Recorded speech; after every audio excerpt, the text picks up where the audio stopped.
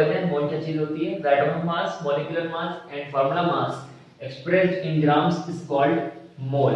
ठीक है, ये इज कॉल्ड 1 मोल। जब आपका एटॉमिक मास या जो आपका मॉलिक्यूलर मास है और जो आपका फार्मूला मास है, अगर आपने उसको एक्सप्रेस किया है ग्राम के अंदर, तो वो कहलाएगा आपका मोल कहलाएगा। ठीक है, क्या कहलाएगा? 1 मोल कहलाएगा। मिसाल के तौर पे यहाँ पर मैंने लिखा है एग्जांपल कि 16 ग्राम ऑफ ऑक्सीजन 1 मोल। अब ये एटॉमिक मास है ऑक्सीजन का 16 ग्राम, तो एटॉमिक मास है तो 1 मोल हो गया 16 ग्राम पे। अच्छा, अब मॉलिक्यूलर मास एक्सप्रेस कर दिया ग्राम में। अगर हम ऑक्सीजन O2 की बात करें तो एक ऑक्सीजन का मास 16, दूसरे ऑक्सीजन का मास भी 16, कितना होगा टोटल? 32। तो 32 ग्राम ऑफ ऑक्सीजन जो हमारे पास मौजूद होगी जब मॉलिक्यूलर फॉर्म में होगी, तो उसका भी 1 मोल 32 ग्राम पे हो जाएगा। और फार्मूला मास आपको पता है, फार्मूला आयनिक क्रिस्टल्स का होता है, तो नमक की मिसाल हमने ली है। अगर हम कैलकुलेट करें NaCl का मॉलिक्यूलर मास, तो ये फार्मूला मास, उसका जवाब आएगा 58.5। तो अगर 58.5 हमारे पास नमक मौजूद है, 58.5 ग्राम नमक मौजूद है, तो हमारा 1 मोल ऑफ NaCl होगा।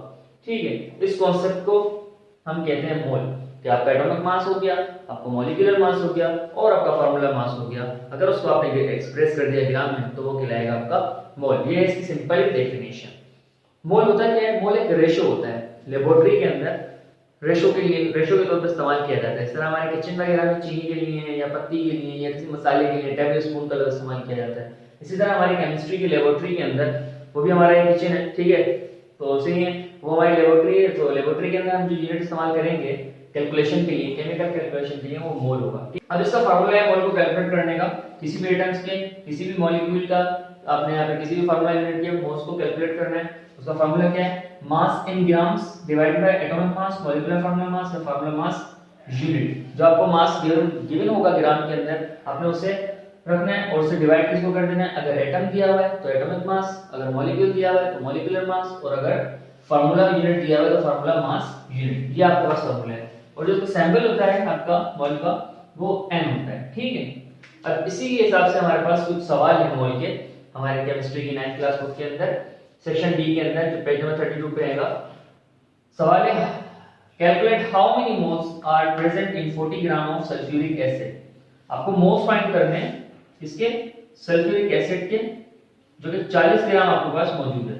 ठीक है, तो इसी फार्मूले के मुताबिक करते हैं इसको, इसी फार्मूले के हिसाब से करते हैं। फार्मूला क्या है? Mole is equals to n is equals to given mass या मास डिवाइड बाय MFM। ठीक है, मॉलिक्यूलर फार्मूला मास। मास कितने है बच्चों? मास है 40 ग्राम, तो 40 ग्राम डिवाइडेड बाय, अब सल्फ्यूरिक एसिड का मॉलिक्यूलर मास क्या है? हाइड्रोजन 2 है तो 2 मास हो गया इसका, सल्फर 1 है तो 32 मास हो गया इसका, ऑक्सीजन 4 है तो 64 मास हो गया इसका, टोटल 98। ठीक है, इसको कैलकुलेट कर लो। हाँ ठीक, 0.40 मोल। ठीक है, ये आपके पास हो गया इसका जवाब। 0.40 मोल मौजूद होंगे 40 ग्राम सल्फ्यूरिक एसिड के अंदर, किसके? सल्फ्यूरिक एसिड के। अच्छा, ये तो हो गया एक सवाल जिसमें हमने क्या फाइंड कर लिया? इसमें हमने फाइंड कर लिया मोल को। अगर जो है हमसे सवाल पूछा जाए इसका उलट, इसको उल्टा दिया जाए सवाल को, उस सवाल में हमसे कैलकुलेट करवाया जाए मास, ठीक है, तो किस तरह से सॉल्व करेंगे वो भी देख लेते हैं। इसको एरेज कर देते हैं, सवाल अपने हिसाब से बनाते हैं। सवाल क्या होगा हमारा? सवाल होगा कि कैलकुलेट द मास ऑफ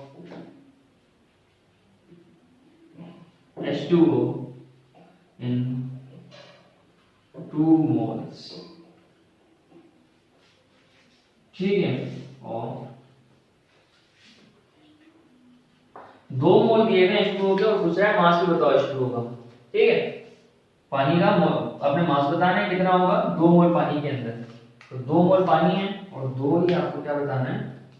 आपको उसका मास बताना है। तो सॉल्यूशन, अब इस सवाल की कंडीशन चेंज है, मास फाइंड करना है, आपको क्या गिवन है? मोल गिवन है। तो फार्मूला क्या हो जाएगा? फार्मूला हो जाएगा mass is equals to n multiply by MFM। ठीक है, ये बात याद होनी चाहिए आपको। तो मोल्स कितने हैं? 2 मोल्स हैं। MFM कितने हैं? मॉलिक्यूलर मास कितना है पानी का? 2 इसका 16 इसका 18, 2 को 18 से मल्टीप्लाई करें, जवाब 36 ग्राम। तो 36 ग्राम पानी जो है मौजूद होगा आपके 2 मोल्स ऑफ H2O के अंदर। तो ये था हमारा आज का लेक्चर मोल के ऊपर। इंशाल्लाह नेक्स्ट लेक्चर या नेक्स्ट टॉपिक के अंदर हम बात करते हैं एवोगाड्रो नंबर की। ठीक है।